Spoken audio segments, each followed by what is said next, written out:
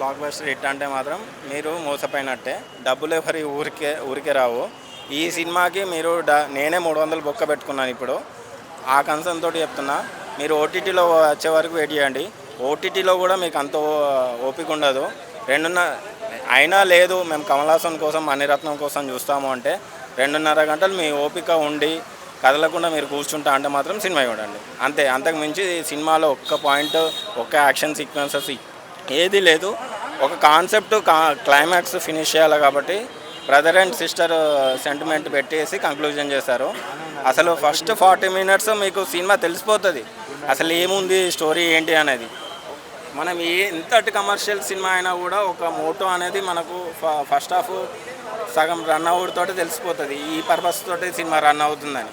కానీ అసలు ఇది ఏ పర్పస్ తోటి రన్ అవుతుందో మరి మణిరత్నం గారి లెజెండరీ అంటారు కావచ్చు. మణిరత్నం సినిమా అంటే అంతే బ్రో స్లో పాయిజన్ అని. కానీ అది లవ్ స్టోరీస్కి అయితే మనకు పక్కన అమ్మాయి హీరోయిన్స్ ఉంటారు కాబట్టి మనకు ఆ ఫీల్ ఏర్పడలేదు. బట్ ఇది యాక్షన్ సినిమా. ఈ యాక్షన్ సినిమాకి స్లో పాయిజన్గా ఎక్కుతుంది అంటే మాత్రం నేనైతే యాక్సెప్ట్ చేయను. అయినా ట్రై చేశాను. మణిరత్నం గారి డైరెక్షన్ మీద నమ్మకంతో వచ్చాను. అండ్ మళ్ళీ కమల్ హాసన్ గారు కూడా విక్రమ్ తర్వాత సరే భారతీయుడు 2 డిసప్పాయింట్ చేశారు. ఓకే పోతుంది ఒక సినిమా అనుకొని సెకండ్ సినిమాకి వచ్చాను. బట్ ఈ సినిమా కూడా అసలు చాలా డిసప్పాయింట్ చేసింది. ఇద్దరు డిసప్పాయింట్ చేశారు. అండ్ త్రిషా గారి క్యారెక్టర్ చాలా ఎస్టిమేటెడ్గా తీశారు. ఈ జనరేషన్లో అట్లాంటి క్యారెక్టర్ ఒప్పుకోవడం అనేది తను ఎలా యాక్సెప్ట్ చేసిందో అర్థం కావట్లేదు. తన ఫ్యాన్స్ అయితే చాలా డిసప్పాయింట్ అవుతారు. సినిమా ఒకటే మోట్ అయిందంటే ఒక గ్యాంగ్స్టర్లో ఒక ఫ్యామిలీ అనేది చిన్న భిన్నం అవుతుంది. ఆ ఫ్యామిలీని కలపడానికి కమల్ హాసన్ చేసే ప్రయత్నమే ఈ థర్డ్ లైఫ్. కానీ టైటిల్కి ఏమాత్రం యాప్ట్ లేదు. ఒకటే చెప్తున్నా, సినిమాకి రావద్దు, డబ్బులు బొక్క.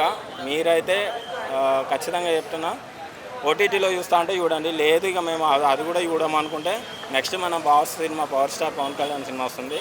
దానికి డబ్బులు సేవ్ చేసుకొని ఈ డబ్బులని దానికి పెట్టుకొని అవసరం అనుకుంటే ప్రీమియర్కి వెళ్ళిపోండి.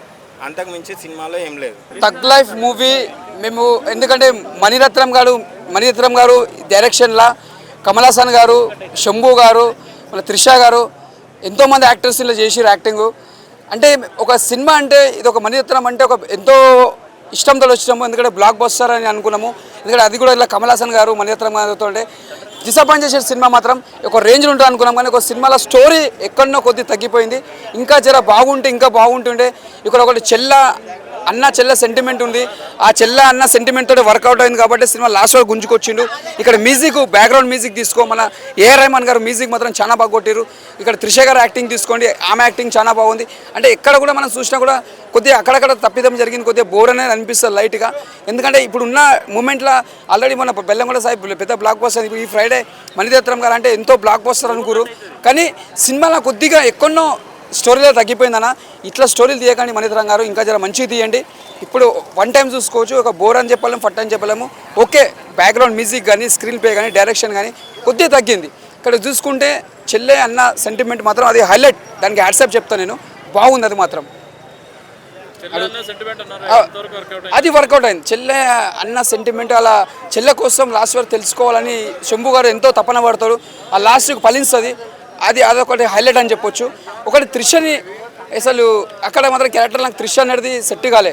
అంటే ఆమె యాక్టింగ్ ప్రకారం బాగుంది, ఆ క్యారెక్టర్కి ఆమె సెట్ కాదు. అంటే ఆ క్యారెక్టర్కి ఉండొద్దు అసలు. ఆ ఇద్దరికి శంభు ప్లస్ కమల్ హాసన్ తగ్గట్టు సెట్ అయిపోతుండే.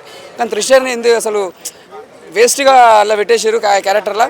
ఒకే పక్క ఆ క్యారెక్టర్ దగ్గర పెట్టుకోరు, అంతకు మించింది ఏం లేదు. కానీ ఫ్యాన్సీ కొద్దిగా డిసప్పాయింట్ అయింది త్రిష తరగతి. ఇంకోటి రొమాన్స్ కానీ అలాంటివి కానీ కొద్దిగా అక్కడక్కడ కమల్ హాసన్ గారు కొద్దిగా అవి జర ఈ కాలంలో ఏజ్ తగ్గట్టు అట్లా ఉంటే ఉండకపోతే బాగుంటుండే. ఎందుకంటే యాక్షన్ ప్రకారంగా బాగుంది. ఎక్కడ యాక్టింగ్ ఎలా చేయాలో అలా చేసి చూపించిండు. ఓవర్ యాక్షన్ ఏం లేదు, కథ తగ్గట్టు యాక్టింగ్ చేసి చూపించిండు. ఇద్దరితో బాగుంది, వర్కౌట్ అయ్యింది. కాకపోతే స్టోరీలు అనేది కొద్దిగా దమ్ము లేదు. స్టోరీ ఇంకా బాగుంటే ఇంకా బాగుంటుంది. వన్ టైం చూసుకోవచ్చు, అంతకుమించి ఏం చెప్పలేము. ఇట్ టైం చెప్పలేము, ఫట్ టైం చెప్పలేము.